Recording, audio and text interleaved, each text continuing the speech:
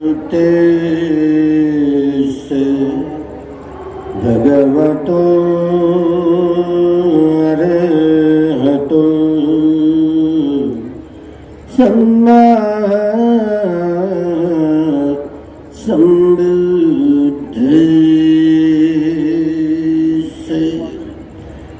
नमो तस्से भगवतो अरहतो सम्मा सम्बुद्धस्से नमो तस्से भगवतो अरहतो सम्मा सम्बुद्धस्से ये च बुद्धायति ताज ये च बुद्धाय नागदा अचुबन्ना जय बुद्धा अहं वदामि सर्वदा ये च धम्मायति ताज ये च धम्माय नागदा अच्युबन्ना जय धम्मा अहं वदामि सर्वदा ये च संघातीता ये च संघाय नागदा अच्युबन्ना जय संघा वदामि सर्वदा। महाकारुणिक तथागत भगवान अरहत सम्यक संबुद्ध भगवान ने सुआख्यात किया हुआ सुस्पष्ट किया हुआ जो धारण करने योग्य ऐसा सद्गुण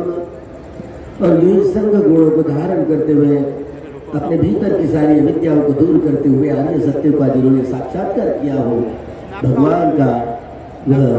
आर्य सामक संग प्रथमतः इन तीन रत्नों को प्रणाम करता हूँ वंदन करता हूँ अभिवादन करते हुए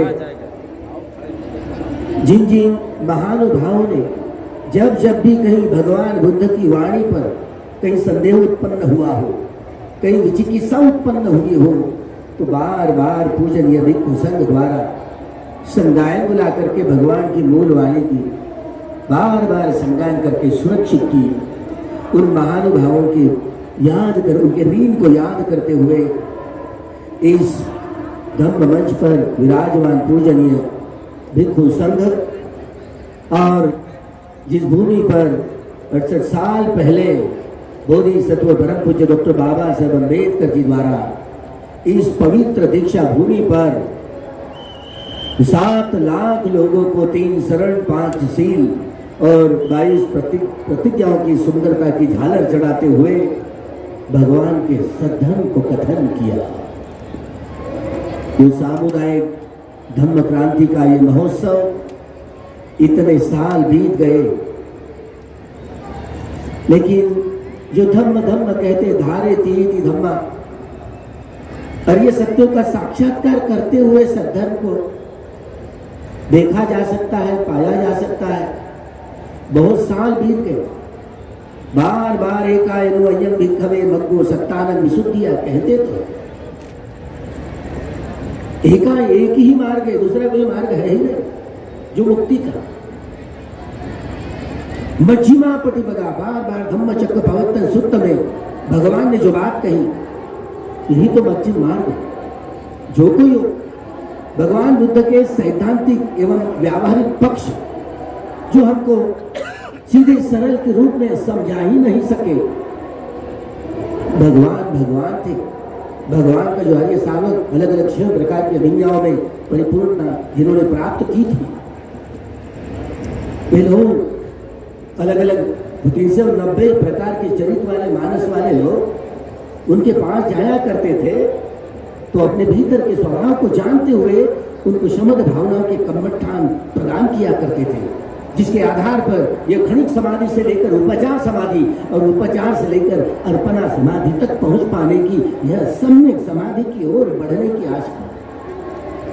भूल गए 67-68 साल बीत गए लेकिन अरे सत्य का साक्षात्कार करते हुए भुजने भिक्षु संग हो गृह तो गृह के चारों जो पिलर है भिक्षु भिक्षुणी उपासक और उपासिकाएं चारों आधार स्तंभ है, चारों परिषदाएं हैं, इतनी लंगड़ी तंगड़ी दिख रही है। जब बोधि ज्ञान को धारण करने की प्रक्रिया से गुजरेंगे ही नहीं, जो मध्यमा पटिपदा कहा गया, 4 छठपट्ठा हो, 4 इद्धिपाद हो, 4 सम्यक प्रधान हो, 5 बल हो, 5 इंद्रिया हो, 7 भोजन या ठंड को मत दो, कोई हो, आजी कल्याण, मध्य कल्याण, अंत कल्याण, शुरू में भी वह कल्याणकारी है, मध्य में भी वह कल्याणकारी है और अंत में भी कल्याणकारी है। जब कई ऐसे विशेष प्रकार के मानस वाले स्वभाव वाले जो भी व्यक्ति भगवान के पास में आया करते, उनके समीप आया करते, उनके मानस को शरीर को देखते हुए भगवान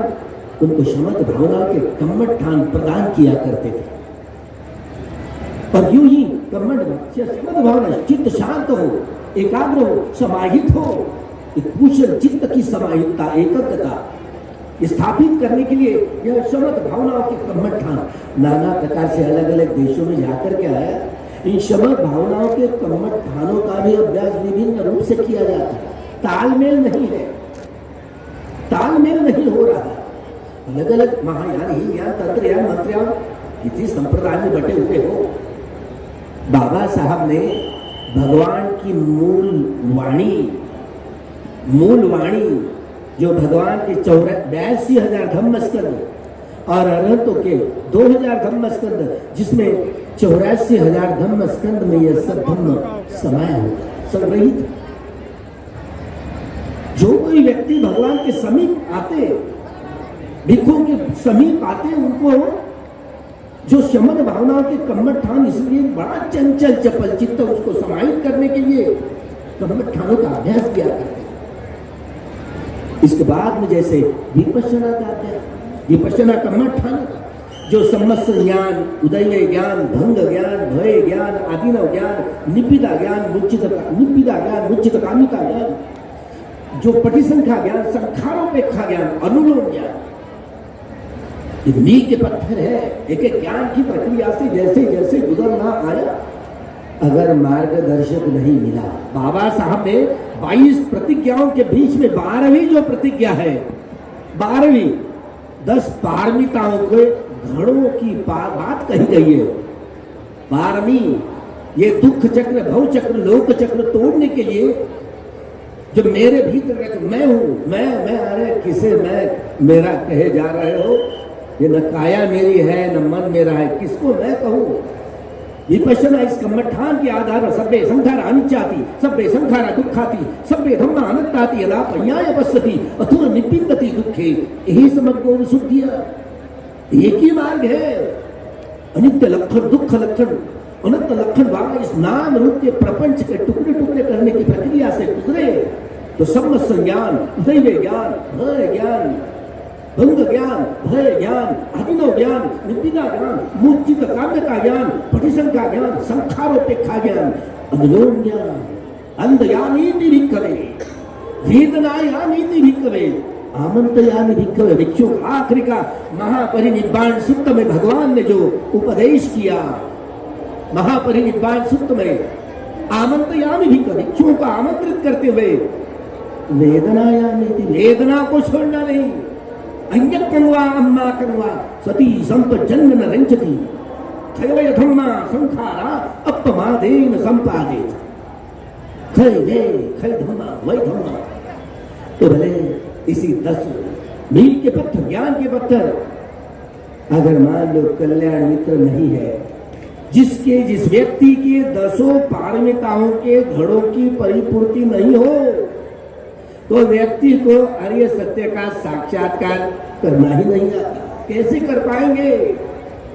आर्य सत्य का साक्षात्कार करते हुए कोई व्यक्ति 4 सतिपट्ठान का, 4 सम्यक प्रदान का, 4 इद्धिपाद का, 5 बल, 5 इंद्रिया, 7 भोजन आदि अठंग को मत दो।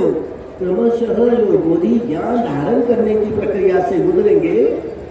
शुरू में भी वह कल्याणकारी, मध्य में भी वह कल्याणकारी और अंत में भी वह कल्याणकारी है। भोजंग बोधि के अंग, सती संभोजंग, धम्म विजय भोजंग, धीर्य भोजंग, पिति भोजंग, पसंदी भोजंग, समाधि भोजंग, उपेक्षा भोजंग, सातों भोजंग शुरू में भी कल्याणकारी है। सती संभोजंग काये कायानुपस्सी विहरति, वेदनासु वेदनानुपस्सी विहरति, चित्तेषु चित्तानुपस्सी विहरति, धम्मेषु धम्मानुपस्सी विहरति, आतापि संपजानो सतीमा विनय लोके अविद्या दोमनस्य। तो काया के प्रति, वेदनाओं के प्रति, काया में कायानुपस्सी होकर के विहार करना, वेदनाओं में वेदनानुपस्सी होकर के विहार करना, चित्त में चित्तानुपस्सी होकर के विहार करना, सद्धर्म में धम्म में धम्मानुपस्सी होकर के विहार करे। हे भीषण बेहोशी का ना जाने, सती भोजन बोधि का अंग, यह शुरू में भी कल्याणकारी है, बीच में जो 6 अंग होते हैं वह भी मध्यमार्ग वो भी कल्याणकारी है। क्रमशः बोधि ज्ञान की धारण की प्रक्रिया करने की बातों को ठीक से समझे। आखिरी का उपेक्षा भोजन, उपेक्षा भोजन क्रमशः यह बोधि ज्ञान धारण करने की प्रक्रिया से इस नाम रूप के प्रपंच के टुकड़े टुकड़े करके देखे, टुकड़े टुकड़े करके देखे तो क्रमशः आदि कल्याण, मध्य कल्याण, अनंत कल्याण, अनित्य ज्ञान के आधार पर अनित्य का बोध करते हुए आर्य सत्यों का साक्षात्कार करें, दुख ज्ञान के आधार पर दुख का बोध करते हुए आर्य सत्य का साक्षात्कार करने, अनंत ज्ञान के आधार पर अनित्य का बोध करते हुए आर्य सत्य का साक्षात्कार करने की प्रक्रिया, यह प्रतिसंख्या ज्ञान। बड़े बड़े काम भूमि, काम दुर्गति भूमि, काम सुगति, रूप भूमि, आरूप भूमि के कितने भी क्षणिक खनीभूत संस्कारों का संग्रह जो मतलब भावनाओं की कम्मठानों का जो अभ्यास करते हैं उभर करके सामने आ जाता है, आ जाता है। इसीलिए जब ये संखारोपेक्षा ज्ञान, छीनने वाली, पीगने वाली यह जो प्रज्ञा काम करने लगती है, अनित्य लक्षण, दुख लक्षण और अनंत लक्षण में रमन करना, प्रज्ञा विहारी बनते हुए संखारोपेक्षा ज्ञान, किसी भूमि का कोई संखारा हो, जड़ से खदेड़ने का भाव, वह ज्ञान संखारोपेक्षा ज्ञान। क्रमशः वह अनुलोम खै धम्मा वै धम्मा, जब पता नहीं होता ये उदय कैसे हो रहा है, केवल वै धम्मा खै धम्मा, यह अनुलोम ज्ञान के आधार पर सारी प्रक्रिया को समझे, वह फिर गोत्रभूत चित्त उत्पन्न होता है जो अनित्य से नित्य की ओर ले जाने वाला, दुख से सुख की ओर ले जाने वाला और अनंत से अनंत की ओर ले जाने वाला। जब इस प्रक्रिया से गुजरेंगे ये लोकोत्तर प्रज्ञा का प्रादुर्भाव होगा, जो नित्य बोध वाली, सुख बोध वाली, अनंत बोध वाली लोकोत्तर प्रज्ञा शुरू होगी